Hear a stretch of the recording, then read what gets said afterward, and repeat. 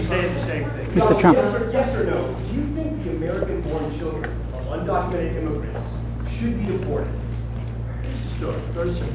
Yes or no? I don't give yes or no. It's not that easy. You know, for you it's easy. Let me tell you, not that easy. It's a horrible situation that we've placed ourselves in. We have thousands and thousands of illegal immigrants in our country, not only taking jobs, but many of them are causing problems beyond belief. And you see that all over. We have to straighten out the problem with illegal immigration. It starts with getting the bad ones, you know, the gangs in, you saw it, the gangs in Baltimore. You know that, right? Did you see the people? You have illegal immigrants in many cases. In Chicago, illegal immigrants. The bad ones are getting out fast. Day one. If I win day one of my presidency, they're getting out. We're getting them out, and we're getting them out fast. Over a period of time, we're going to work on numerous things. The first thing is building a wall, which Mexico will pay for. Okay? We're going to build it. I know how to do it. It's going to be a real wall, not a toy wall like we have right now. It's 10 feet tall, and it's a fence. We're going to have a real wall. And people are going to come into our country, and I want people to come in. I want people of great talent to come in. But I want a lot of people to come in. They have to come in legally. They've got to come in. If we don't have them come in legally, we don't have a country. We don't have borders, we don't have a country. They have to come in legally. I want them to come in. They have to come in. Mr. Trump. Here's what I don't get about the immigration folks. You want to build a giant wall, and if you build a giant wall, why worry about birth rates? If you're going to keep illegal immigrants out, why impact the 14th Amendment? It's a very big question as to the anchor babies. They've been talking about it for years. It's a very big question as to whether or not the 14th Amendment actually covers this. We're going to find out whether or not it does. Changing the 14th Amendment would take years and years, the long, drawn-out process. A lot of people think that it is absolutely, in terms of anchor babies, that it is not covered. So we're going to find out. But look, here's the story. Here's what happens. Wait a minute. Wait. Here's what's happening. A woman is going to have a baby. They wait on the border. Just before the baby, they come over to the border. They have the baby in the United States. We now take care of that baby. Social Security, Medicare, education. Give me a break. It doesn't work that way. The parents have to come in legally. Now, we're going to have to find out what's going to happen from a court standpoint. But many people, many of the great scholars, say that anchor babies are not covered. We're going to find out. Mr. Trump. Education. There was a conference today, 6 candidates, other candidates here, much railing against the federal government's intrusiveness, static statements, reform of the state grid. No one went Ronald Reagan's position that the federal Department of Education shut down. Well, I think large portions can be. I am not a Common Core person. Jeb Bush wants Common Core. I want local education. And I think large groups and large portions can be shut down, absolutely. I have no question about that. Look at the Department of Education. They've done such a poor job. We're number 25 or 26 or 28 or 32, depending on which you look at, in the world. We spend, one thing we're number 1 at, and that's a definite number 1. We spend more money per student than any country anywhere in the world. And we're way above number 25 in the world. So we are terrible at education, but we spend far more money than anybody else. The Department of Education has done a terrible job. I happen to be a person that does not believe in Common Core. I believe the people of New Hampshire, locally, should work mostly on the education. Do we allow little pieces? Yes. But largely, it should be shut down. And I'm very surprised to hear that other of the candidates don't want it touched, because that really doesn't. Mr. Trump. Say it again. Jeb Bush is in the state tonight with the town hall. You got under his skin? Have I gotten under Jeb Bush's skin? I don't know. I will tell you this. You mentioned the word skin. He said the other day, one of the dumber things I've heard ever in politics, when talking about Iraq, that we, the United States, he said, have to show them that we have skin in the game in order to go into Iraq. We've lost $2 trillion, thousands of lives, wounded warriors who I love all over the place. And he's talking about we have to show them that we have skin in the game. And every time a shot is fired, they run because there practically is no Iraq. And Iraq, whatever that is being taken over by Iran after us spending trillions and lives and warriors, wounded warriors. For him to say that we have to show them that we have skin in the game is one of the really dumb statements. I'd say his other dumb statement is an act of love. That they come here for an act of love. And I would say between Common Core, his act of love on immigration, and skin in the game with Iraq, that's the third one that we've now added, I don't see how he's electable. And then on top of that, he talks about women's health issues. And he's against women's health. Now he then comes back a few hours later and he says he misspoke. But he's bad on women's health issues. Nobody's going to be better on women's health issues than Donald Trump. Mr. Trump, you have a... British television news, can I ask you seem to see the world fairly cleanly divided as winners and losers. No, I don't. No, I don't. Can I ask you? I have a much bigger heart than other people, and frankly, than probably any of the candidates that I've heard so far. Have you ever Mr. Trump. failed? Excuse me? Have you ever failed? Not often. You want to know the truth? If I fail, not often. Mr. Trump. Were arrested for allegedly beating up a Hispanic homeless man. Who was? Two men in Boston, two brothers, were arrested for allegedly beating up a Hispanic homeless man. And they told cops that it was okay because you were right on immigration. In addition to the Megyn Kelly alleged death threats, are you worried you're inciting violence? I don't know anything about death threats for Megyn Kelly. You tell me about that. I haven't heard that. There's reports that she's been threatened by your supporters. Are you worried about the kind of I am. Mr. Trump. I have no idea about death threats for Megyn. What about the Boston brothers who beat up the homeless? I haven't heard about that. I think that would be a shame, but I haven't heard. Mr. Trump. I will say, the people that are following are very passionate. They love this country. They want this country to be great again, and they are very passionate. I will say that, and everybody here has reported it. Would you Yes, say go you ahead. would tone it down? Have you heard of it? Go ahead.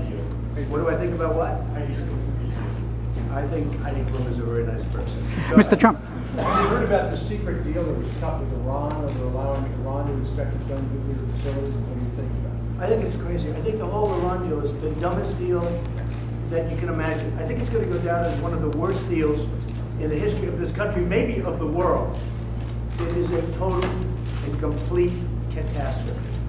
And, you know, it's beyond even talking about it. So it's hard to believe that people actually, do we have negotiators? Do we have anybody that knows what they're doing? Not only the 24 days, which, by the way, it's much more than that, because the 24 days to start the clock takes a long time. Not only the fact that they still have our prisoners, every single aspect of that deal is incompetent. And it's a deal that should be approved. And the amazing thing is, even if it's not approved now, they get $150 billion plus. And they're going to use that money for terror all over the world. It is one of the great dumb deals of our The time. White House had assured us that there were no side deals, and yet we find out today that in fact there was. Well, I'm not surprised. I'm not surprised to hear that there are side deals. The White House doesn't know what they're doing. I mean, that's been proven, whether it's Obamacare with a $5 billion website. The White House truly has no clue what they're doing. And the Iran deal is a disaster. It's a disaster. It's going to lead to, in my opinion, nuclear proliferation. It's going to, so many things are going to come out of that deal for the bad. And I'll tell you, Israel is in big trouble. Probably something will happen. Because Israel, I don't know how Israel can live with that deal. Mr. Trump. Martin O'Malley today is in Las Vegas, and he was staging an event in Vegas with some of the employees at your hotel trying to get them to unionize. Do you have any response to what Martin O'Malley said? Well, I know nothing about him. I think he's got less than 1% on the poll. And I did see my beautiful building on television, the viewer. It's a beautiful, tallest building in Las Vegas. I'm very proud of it. Most beautiful building in Las Vegas. I know he was in front. And as you know, we've won, let me say it, nicer word. We've won with the employees. Let's see what happens. We have employees that love us. They decided not to go union. And that's a great honor as far as I'm concerned. You know, they love me, they love us. Martin O'Malley was there to try and get some publicity, which he desperately needs. And I think he was the one that said that lives don't matter. White lives don't matter. I mean, is he the one that apologized almost in tears because he made a mistake of saying? Is that the same Martin O'Malley that we're talking about? I think he should be ashamed of himself. Mr. Trump. I really know that. I heard he was in front of one of my buildings to try and get some publicity, and I think it was in Las Vegas. Mr. Trump. Yes. There's a report that you are considering joining the sector because you're in regular contact with. No, I would not. I have great respect for Ted Cruz, and he's been very supportive of some of my tough stances. And actually, he's done well. And guys like Perry and our senator from South Carolina, Lindsey Graham, who's got zero. How do you get zero? Can you explain? How do you get zero? Does that mean that of thousands of people that opposed you get none?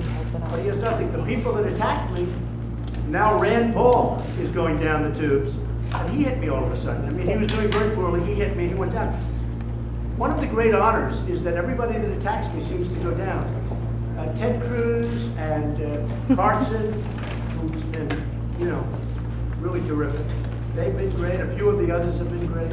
Meaning we don't get along, because we should get along. But some of them attack me fairly viciously, and when they attack, you have to attack back. Mr. Trump.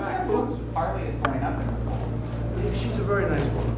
She really is. Mr. Trump. Donald, you say that's the big part. Donald, you say. Go ahead. Go ahead. James Foley was beheaded a year ago. Yes, I know James Foley's parents very well. I talked to John Casey this week. He said he would put ground troops in Syria to attack ISIS at its core. Would you, and as you leave the Republican field, do you find yourself spending more time thinking conceptually about how to defeat ISIS? And would you share your thoughts? I would defeat ISIS. And I'm okay with what he said. But I would defeat ISIS, absolutely. And I think the whole James Foley thing, as you know, I was up here a year ago making a speech for Joe McQuaid and the group in honor of the Foley family and James Foley. And I got to know his parents very well, made a contribution to the foundation. James Foley was a fantastic young man. And we can't let that happen. We can't let that happen. We have to stop it. And we have to stop it fast. And we have to stop it. We have to stop it now. I sort of explained that to you strongly. And I would cut off big sources of their financing. Go ahead. Mr. Trump. Both, by the way, both at the bank level and at the oil level. Go ahead. In 2012, you said that the GOP was mean-spirited about immigration. Now you seem to have the most hawkish stance. I don't think I'm mean-spirited. We have to get back our country. Look, our country is going down. We have to get back our country. It's based on laws. These are illegal. Now, people like to say undocumented because that's politically correct. I don't say that. These people came in illegally. Some are excellent, they're wonderful, but they have to go out. Now, they can come back in, but they have to come in legally. We can even expedite the process. I think that's fine. I like that. And then you have some really bad ones. The gangs. You got gangs roving, hurting people, killing people. You look at what happened to Kate in San Francisco. So we have to be able to get we got bad dudes out there, bad ones. And we'll get them out so fast. Let me tell you, if I'm president, we'll get them out of here so fast your head's gonna spin. Mr. Trump. Donald, this point, you said that you have a big heart and that you're not mean-spirited. Are you aware that the term anger baiting, that's an offensive term? People find that hurtful. You mean it's not politically correct and yet everybody is? Look up in the dictionary. So you know what? Give me a different term. Give me a different term. What else would you like to The say? child, the American-born child of undocumented You immigrant. want me to say that? I'll use the word aggravate. Excuse me. I'll use the word aggravate. Mr. Trump. Mr. Trump, do you believe that wealth equals wisdom? No, not at all. Mr. Trump. Would I be a smart person? Mr. Trump, hundreds of people. Raped by the Democratic Democrats because he was a wealthy, successful businessman? He wasn't very wealthy. What makes you think the same won't happen to you? Was he wealthy? He let us down. Mitt Romney let us down. He should have won that election. He failed. He choked. In the end, no different than a golfer that misses a putt on the 18th hole. No different than a man who strikes out a baseball player. He let us down. Mitt Romney should have won that election. And he didn't. Something happened to him. And that's not going to happen to me. Mr. Trump, hundreds of people were What in... happened to him? I don't know. I can tell you this, he disappeared. At the end, he just disappeared. Say what you want about Obama. He was on Jay Leno, he was on Letterman, he was on all the shows. I called up the run. I said, why aren't you doing more television? What? Obama's on every show. Where are you? He just disappeared. So, Mr. Trump, honestly, I think he choked. Mr. Trump, hundreds of people were in line today. The Democrats, and she's released a rather complete health assessment. You're the front runner of the Republicans. When are we going to hear about the state of your health from your doctors? I actually saw a doctor. I had a physical the other day, and they said, Can we hear it from him? I really were. Yeah, you can all. I would do that anytime. Yeah, very good. Okay, Mr. to be clear, Mr. Trump, hundreds of people... your father, bless his soul, reported he died after a long battle with Alzheimer's. He was 88 years old when he developed it, All right, and he fair died enough. at 94. Have you had any concerns with that? No, not whatsoever. Mr. Trump, 88. My mother was 88, 89, and she was in amazingly great health. So my father too was in great health. They lived long lives. Yes. Mr. Trump, Mr. Trump, you said earlier in this press conference that you would support women's health. Could you give some more statistics on that? And do you think that some of the other candidates in the Republican race are out of touch on women's health issues? Well, I think Jeb Bush is totally out of touch on women's health issues. I mean, totally. Because he basically said he wasn't going to fund it. Now, he came back after his pollster told him, oh, you made a mistake. He came back a few hours later and he said he misspoke. But I'll be very, very strong, very powerful on women's health issues. Mr. Trump, hundreds of people were in line today. Who do I see as strongest? You know, it changes from, the only thing constant is Trump. I mean, all of them change on the bottom. They're going up and down like yo-yos. But I've been up there for a long time, and I hope I'm going to be up there for a long time. You know, I read a lot of the phony reports, a couple of reports today in the paper saying, oh, well, you know, when Donald Trump gets tired of doing this, he's doing great, and he's leading all the polls, but at some point of it, I'm not going anywhere. Mis- I'm not doing this for my health. I'm doing this to make America great again. Mr. Trump, hundreds... Again is a very important word. Very important word. I'm not going anywhere. I'm not going anywhere. Mr. Trump. Money. I don't need people funding me like the other candidates. I have people coming up all the time wanting to give me millions of dollars. $5 million last week I turned down from one man. I said, I don't want your money. And I think that resonates with me. I really think it resonates. Mr. Trump, hundreds of people were in line today to see you. Excuse me? Sanctuary cities. Oh, sanctuary cities. It is a disgrace. What happened in San Francisco and other places, sanctuary cities should be defunded and should be just gotten rid of. Sanctuary cities are a disgrace. Go What do ahead. you suggest Massachusetts politicians do about it? We'll talk about it. Go ahead. Mr. Trump, last week you said in one of your interviews that you're a world-class whiner, that makes you a winner. Do you help me understand what you meant by that? Well, somebody wrote an article that I was a whiner, that I complained. And I said, you know, he's actually right.